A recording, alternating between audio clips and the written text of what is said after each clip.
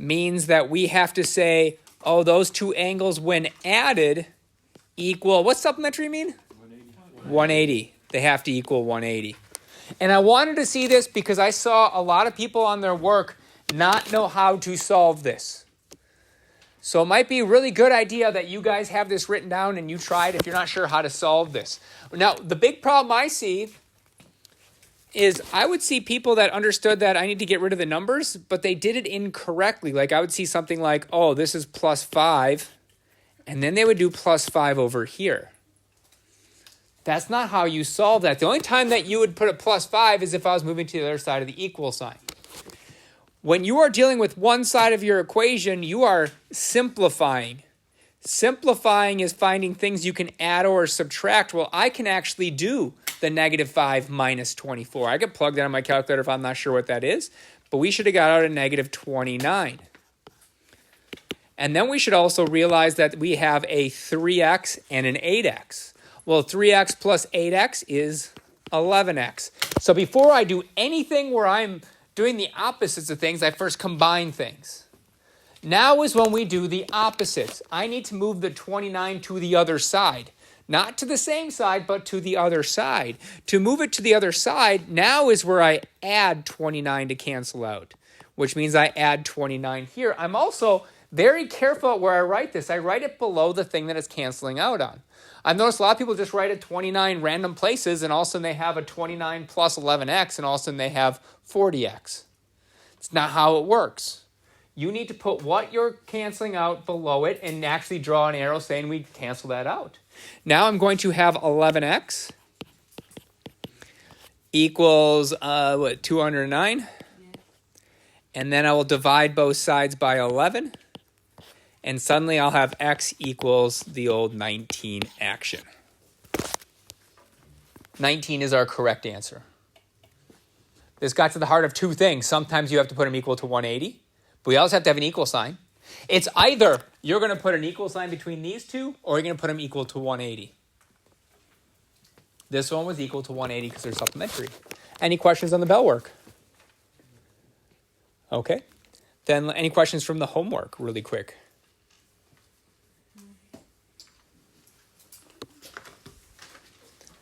I'm not going to take a ton of time because this lesson is it's not long. It's hard to understand. All right. Let's get our thinking caps on, okay? Because we're going to have to do a lot of thinking on this one. I need your help. I need to understand that you know what's kind of happening. Oh, by the way, you know our bell work today? There's like 5 of those questions on the test. So it behooves us, if we can't solve for x, that we take the time and come see me and make sure we get that stuff down. Because if we have 5 questions where I have to solve for x and I don't know how to do that, you got 5 questions wrong on the test right off the bat. And those are 5 chunky questions. Chunky, I mean like they take up a lot of space on a front, back kind of test. Okay, so how do we write proofs with transversals? So we're going to do proofs with transversals. Now, in order to understand how to do proofs with transversals, we must realize that we need our pink sheet, right? Because if I'm doing stuff with proofs, I should probably have my pink sheet handy. Now, if you have your pink sheet handy, you're going to notice that we have 5 proofs or 5 theorems and postulates on top, and you have 5 converses on the bottom. Now, remember how these are organized. The top 5 are, if Mr. Pabian gave me parallel lines. The bottom 5 are, I want to show that they have parallel lines. So if we look at this first one is known as a one-step proof. I know we have 2 steps, but the first step is given. We should always get that given correct. So my first step should be writing down our given. So angle 4 and angle 5 are supplementary. And that is given.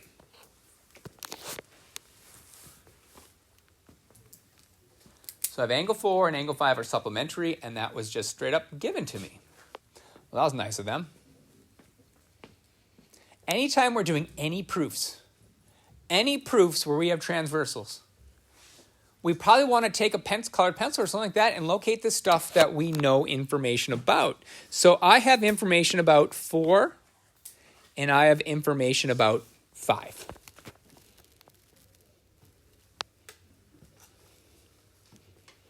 What kind of angles are 4 and 5? They are same side interior. It might be a good idea to just point to these. That way, if I mess up the proof, Mr. Pabian at least knows that I knew these were same side interior angles. Boom, we get points. Did I do anything on the proof yet? No, I did no work, but I got points because I wrote a given and I put information on here. We have to prove that these are parallel, right? Do we have something that says, hey, if same side interior angles are supplementary, which they told me in the given, they basically said same side interior angles are supplementary. Do we have anything that says if same side interior angles are supplementary, then you have parallel lines? Yeah, one person else looking at it. Oh. Do we agree with him? Yes. Mm-hmm. Is there something on our pink sheet that says if same side interior angles are congruent, are supplementary, then we have parallel lines? Yes. Yes. Consecutive interior and exterior. Now, is this a theorem or is this a converse? Converse. Converse. In fact, let's get this in our head right now. See how it says show J is parallel to K? I have to show it, which means I have to use a converse. I thought the lines needed to be like tilted. They do when you draw them, but depending on the computer program you have, they might draw them vertical. Oh. When we draw things by hand, sometimes we do it different than how a computer does it, because computer is very neat and nice about it. We like doing angles so it doesn't look like eyes and we don't put too much space between it, okay? It's just for us to keep things organized. All right, if J is parallel to K, and you guys said that we know that they're same side interior, or consecutive interior, same thing. I'm going to go with same side. Same side interior angle, but we have to make sure we use the word converse. If we do not use that word converse, we actually can get points, and we will get points taken off. You just put con. You can put con, yes. As long as you don't put theorem or postulate. We're going to put converse because I'm trying to prove these are parallel. All right, look at our next one. Our next one says angle 3 is congruent to angle 5. I need to show that J is parallel to K. Well, if I have to show something's parallel, that must mean I'm using a converse. So I'm going to go ahead right here and put converse. Mr. Pabian will give me points because I knew I had to use a converse. My first step is my angle 3 is congruent to angle 5.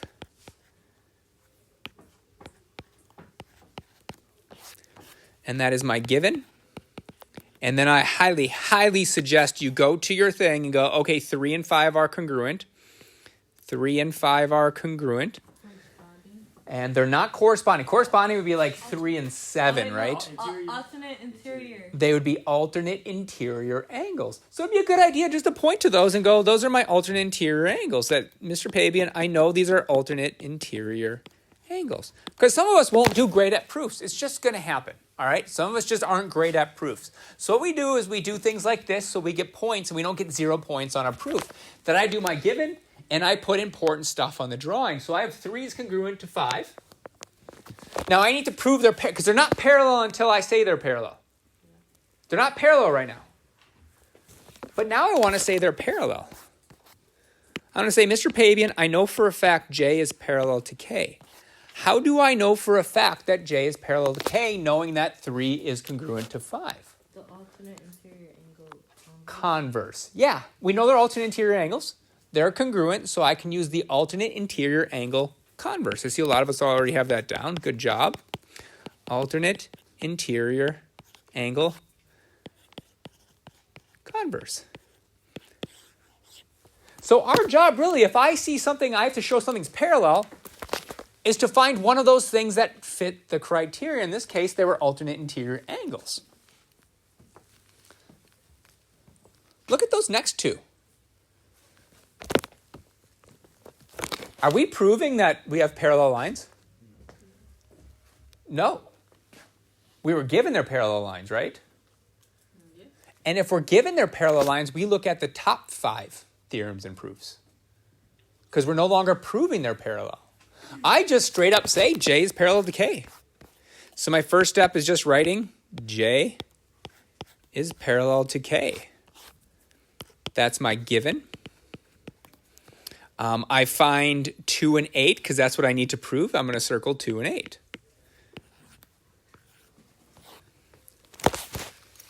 Now, if I'm terrible at proofs, I just name what kind of angles those are. What kind of angles are 2 and 8?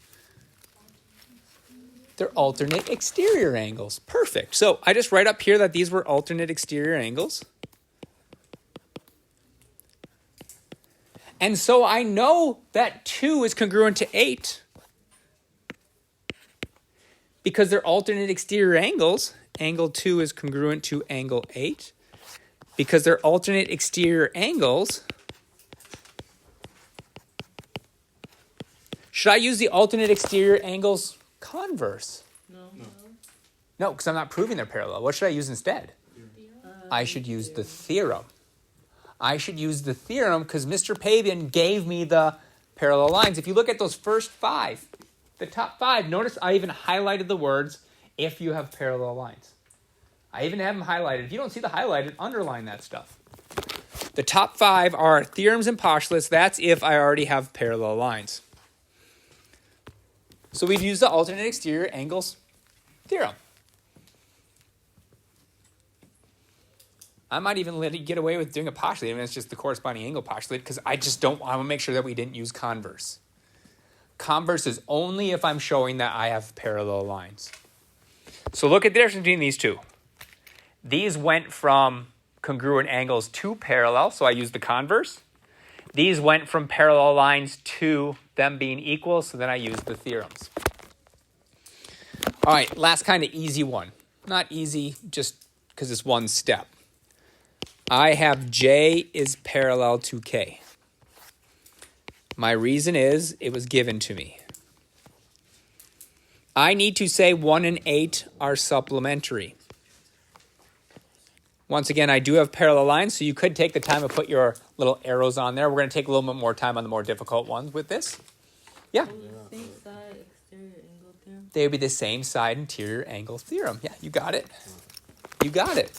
Because I already have parallel lines, so I just look at the theorems and postulates. And so my second step is, you know what? Angle 1 and angle 8 are supplementary. And I used the alternate exterior angle theorem. Same side. Yeah, I put the wrong thing. Thank you, Lacey. I was thinking of something else. We have same side exterior angle theorem. Sorry, just correct that if you wrote that. I meant same side. What I wanted to say next, and I was kind of thinking of it as I was writing it, hey, there's going to be at least 2 of these on the test. 2 of them that you just need one step. So those of us that aren't great at proofs, this is a way to show that at least I understand the material. I can get some points. Because this is, if it's parallel, we should use the theorem or postulates. If I'm proving they're parallel, I should use the converse. Because when we start putting things together, that's where things get a little bit more complicated. So we're looking at number 5. Number 5 creates a problem for us. I have 2 is congruent to 6, right? Mm-hmm. Does it say I have to show they're parallel? No. Not yet, but we're going to have to. And let's talk about why. Let's first put our given down and say what those 2 angles are. All right, so my first step is to go angle 2 is congruent to angle 6. And that's given. And I highly encourage you look for 2 and 6. And maybe label them as corresponding angles. Those are my corresponding angles. Now, for those of you paying attention to me right now, don't write what I'm going to write down because it's incorrect. I'm about to do something wrong. And this is what I'm going to see a lot on the test. You're going to put angle 3 is congruent to angle 7, and I use the corresponding angle postulate. 100% wrong. 100% wrong. Even though 3 and 7 are corresponding angles, right? What's the corresponding angle postulate reliant on? Parallel. Look at the corresponding angle postulate. Doesn't say if you have parallel lines. Yes. Do we have parallel lines? And don't say it looks like we have parallel lines. You can't say it looks like. Does it say in the proof that we have parallel lines? No. So I cannot use anything from the top until I have parallel lines. So until you have parallel lines, whoop, they're all gone. So that's why this doesn't work. It would work if we had parallel lines, right? Let's create parallel lines.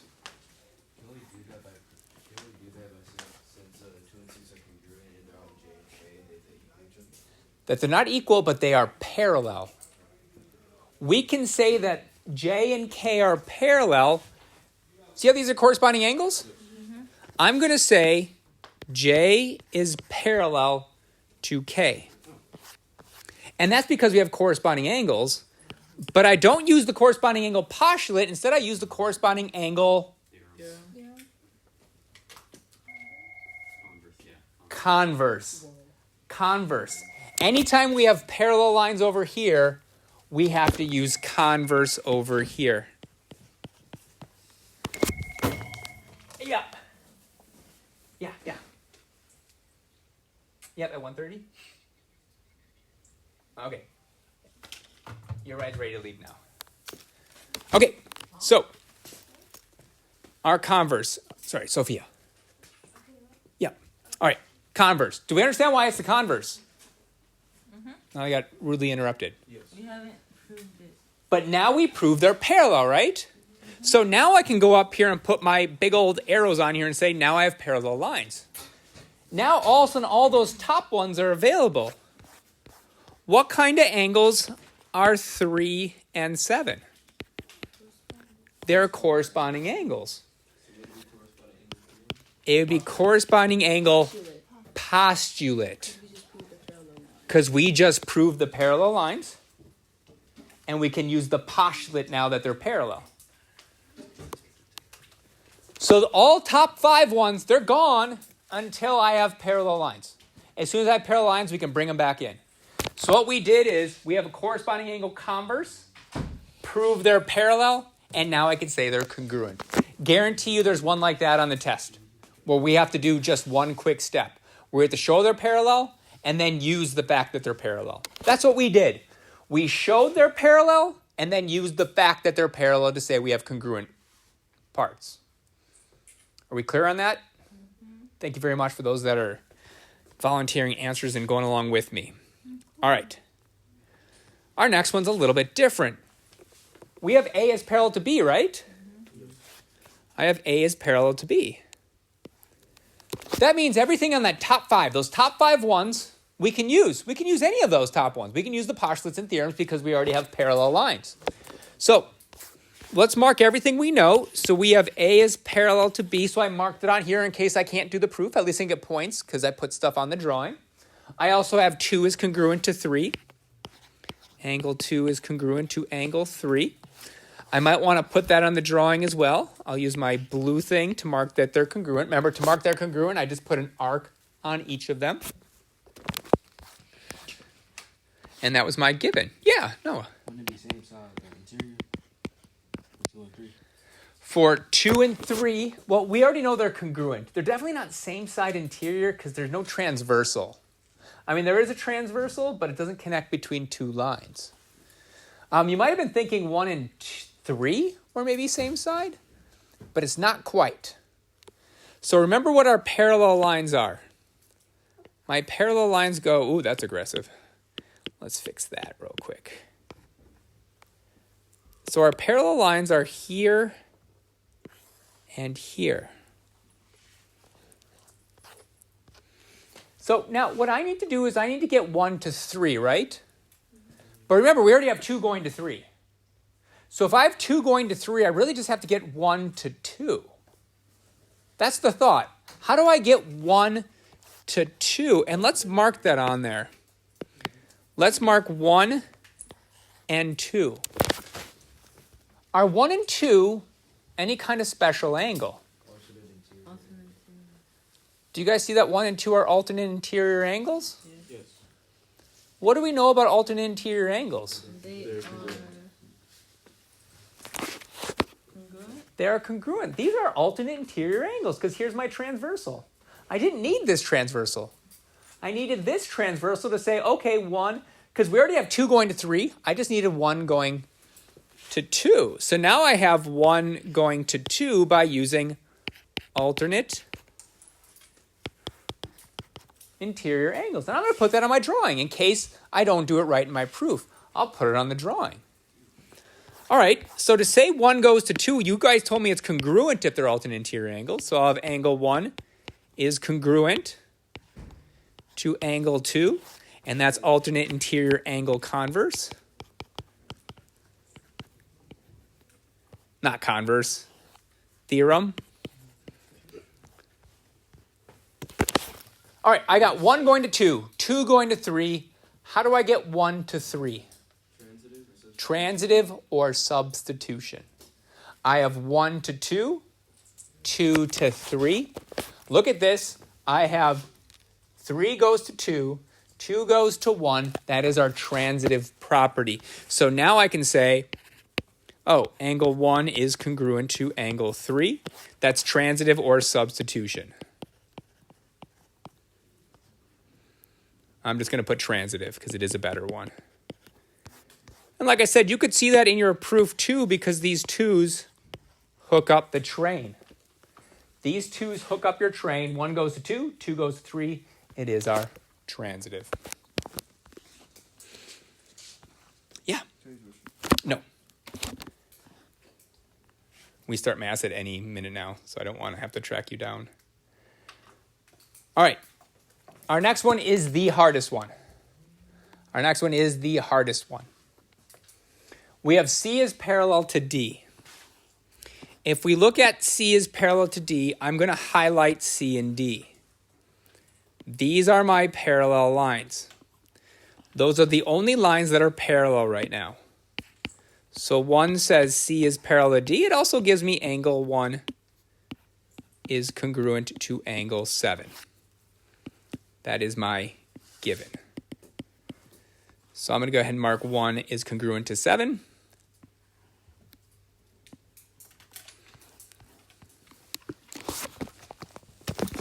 Do you see that other line, those other 2 lines that I didn't highlight yet? Yes. My job is to show they're parallel. Once again, if I need to show something's parallel, I'm going to use a converse. So I'm going to go ahead and mark that I'm going to have to use a converse. So my last step better be some kind of converse. Now I'm going to cheat through this because we just don't have a ton of time. But here's my thought process. I need to show A is parallel to B, right? So what I'm going to try to do is I'm going to try to move 7 to 5. I'm going to say 7 and 5 are congruent because they're corresponding angles. 7 and 5 are congruent because they're corresponding angles, and I'm using the parallel line. So I can use the corresponding angle postulate because I'm using the parallel lines. Do you see how 7 and 5 both touch the parallel lines? Yeah. That means I'm using the parallel lines so I can use the postulate. So I'm going to go down here and I'm going to say, oh, that means angle 7 is congruent to angle 5.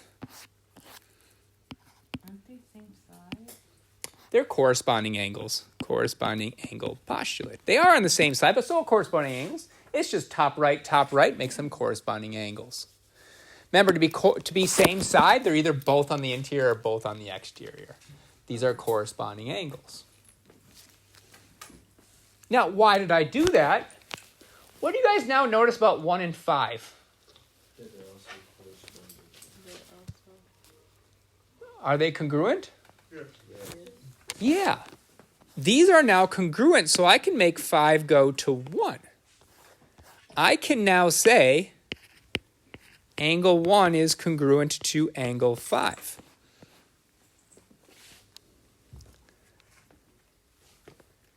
I had 1 going to 7, 7 going to 5, so 1 goes to 5. What property lets me chain all that stuff together? Substitution or transitive. I'm going to go with transitive. I told you this is the hardest proof that's on there because why did I prove 1 is congruent to 5? What was the point in that? Yeah, Aaron. To be able to use the CA converse. I can now use the converse. Notice 1 and 5 both touch A and B, right? I can now say that A and B are parallel because these are corresponding angles using A and B. So I can now say that we have parallel lines A and B because I'm using the corresponding angle converse. These are tough, they take practice. These are tough, they take practice. If you didn't understand what I just did, you might want to sit there and look at it. Look at the thought process behind it instead of just moving on. Now we're going to get to one more that's definitely on the test. Definitely on the test because it's accessible to anyone that practices it. This one might not be accessible to you. It might be tough, but we can get points by putting stuff up here and trying stuff, okay? So no one should get 0 points on a proof. We should get at least half points, minimum, because you should be putting stuff down like converse, drawing your pictures, and you're already at halfway there even if you didn't write something. The next one's accessible to everyone because they tell you both sets of lines are parallel. That means you're not proving anything is parallel. You have everything up here to your disposal that these two things are parallel and these two are parallel.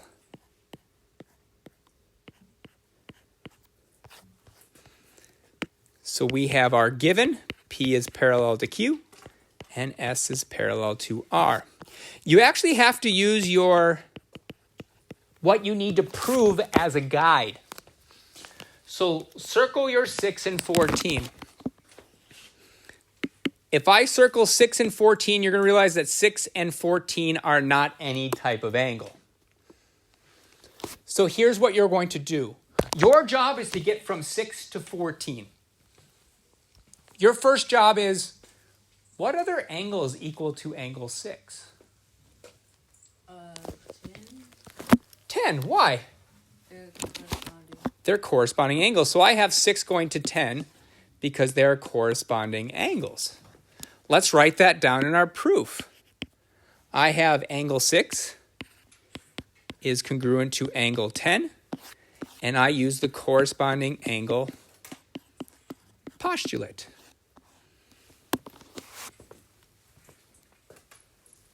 What's 10 and 14? It's 131. They're corresponding angles as well. So doesn't that mean 10 is equal to 14? Yes. Once again, I would draw all these pictures because they support your proof even if you get your proof wrong. So I have 10 is congruent to 14.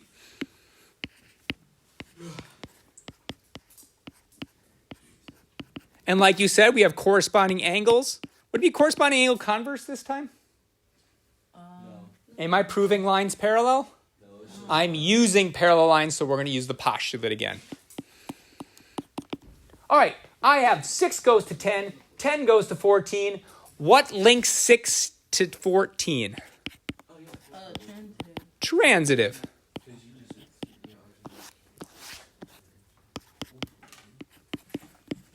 Yeah, go ahead.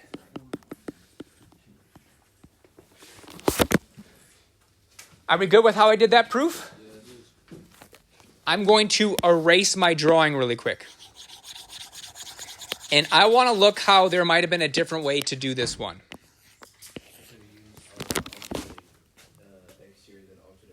So we could have did 6 to 11.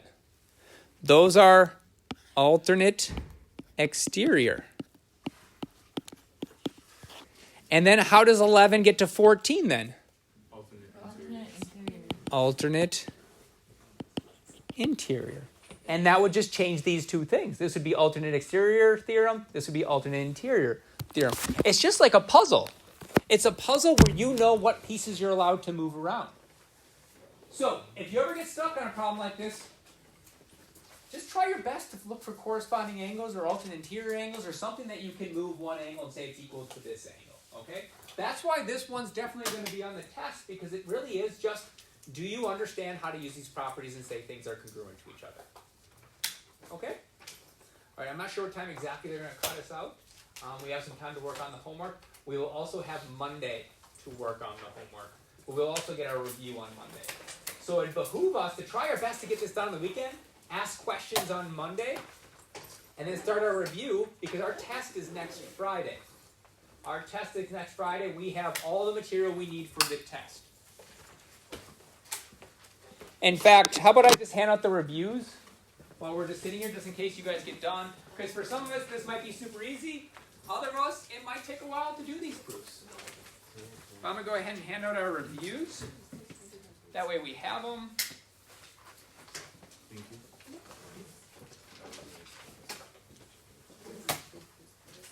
Hey, for a lot of us, this is our last shot to improve our grade. We only have 2 tests left. Really? We have this Friday, or next Friday one, then we have one more right before our semester exams. And then who goes out? For the weekend. Well, technically for the year, until the new year. Good afternoon, Bishop Dunn. Good afternoon. We will be preparing to walk over to Mass to St. Elizabeth. Teachers, could you please make sure our students are in proper uniform? Make sure that IDs are showing. Make sure we have our blazers. You are allowed to wear your outside jackets on the walk over there, but as soon as we enter the sacred space, we ask that you remove any non-Bishop Dunn outside jackets. Shortly, we will be dismissing you. Please, teachers, help out with uniform code and ID. IDs. Okay, let's get them on. IDs on. And you don't have your jacket with you today.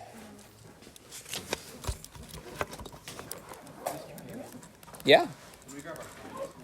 Yeah, you can grab your phones. We're going to go ahead and head out. We had a whole bunch of people. I think they call us by. Yeah. But I'm just saying, get ready to go.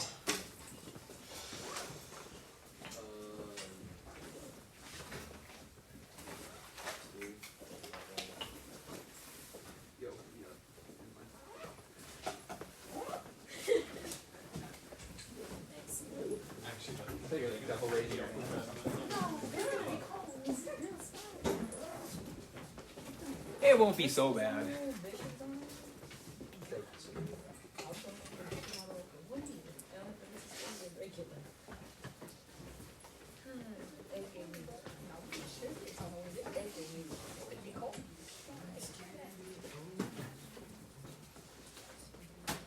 was colder Monday, wasn't it? It was. I think we're supposed to have like 55 and sunny. I don't know what the weather is now. What does it say? 50. 51. Heat wave. Heat wave. No, I like it. In Wisconsin, it's just snow over the weekend. No, I like it cold.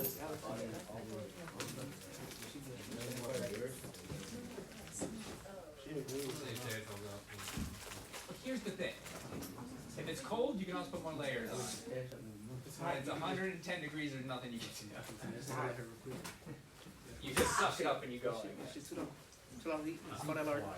like the cold, but I don't like people who like the cold. No, I like the cold because my body doesn't like it. I like the cold, I just don't like people that like the cold. Yeah, because So you don't like yourself? Are you self-loathing? but I used to have a neighbor, his name was David, and it was like, the middle of the day, it's freezing, it's like 30 degrees, and he's like, hey, you wanna go outside? I was like, David, it's literally 17 degrees outside. Oh, I'm real not quick. going outside. Before we head over, maybe they're not calling up. We're going to be right here. We're at 9. Are there numbers? I always forget. I Not just really. count. I just count. We're 9 and 10 if you guys can help me out. We're We're behind just at the Sarlo front. and head Kistner. I just look at the teacher Yeah, I just looked at it. If we're there. Oh, we're behind us. Yeah. We're in front of Kistner. Oh. Yeah. So we're 9 and 10 from the front. So we're kind of right before the paintings, I guess.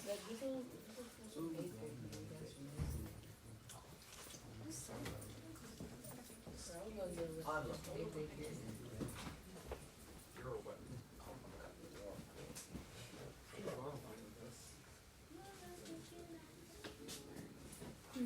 Bro brought his branding visitor card. I don't get why they call us. We're all gonna walk in different orders. I think they just do it that way. It is like a huge crowd just up at the front. I know. Although I prefer it to be that way. Right? Then you can get separated. No, because usually I prefer if we just all go at the same time and just kind of like sit Takes down. less time. It takes less time and the sheets fill up faster instead of trying to do it organized.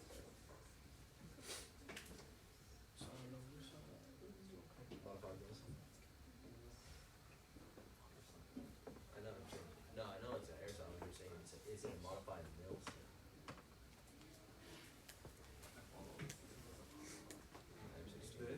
These two parts together were like, I think they were. It's a carbon or frost. Metal on one side. This is metal. All everything but glass is metal. No full auto.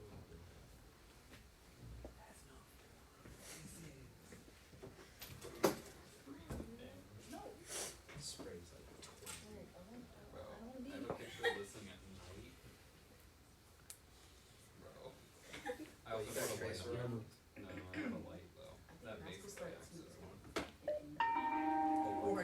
Teachers and students, pardon the interruption, we will now begin dismissing by hallways. This is a reminder about being in formal uniform with blazers. Also, make sure your IDs are showing, and also the officers have requested that you keep up with the person in front of you. We do not want to have any gaps. Please keep pace with the person in front of you. We will now dismiss anybody in St. Mary's, the 400 hallway, the cafeteria, the band hall, and the library. Once again, cafeteria, band hall, library, 400 hallway, and St. Mary's, you are dismissed to walk to that. Thank you. I always forget. I can't remember that much.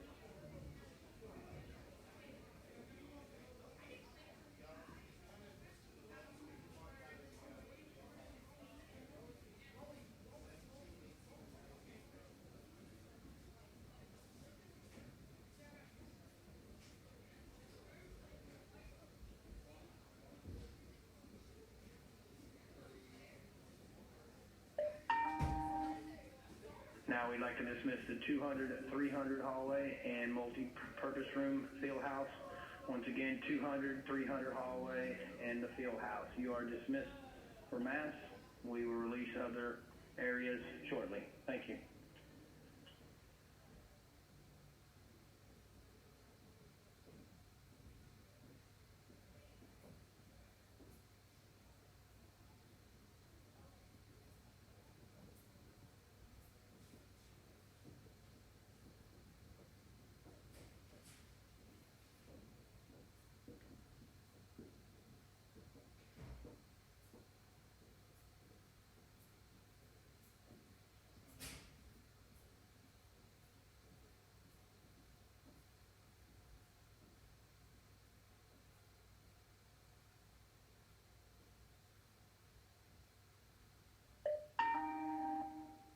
We would like to dismiss the 100 hallway and any other area that we have missed.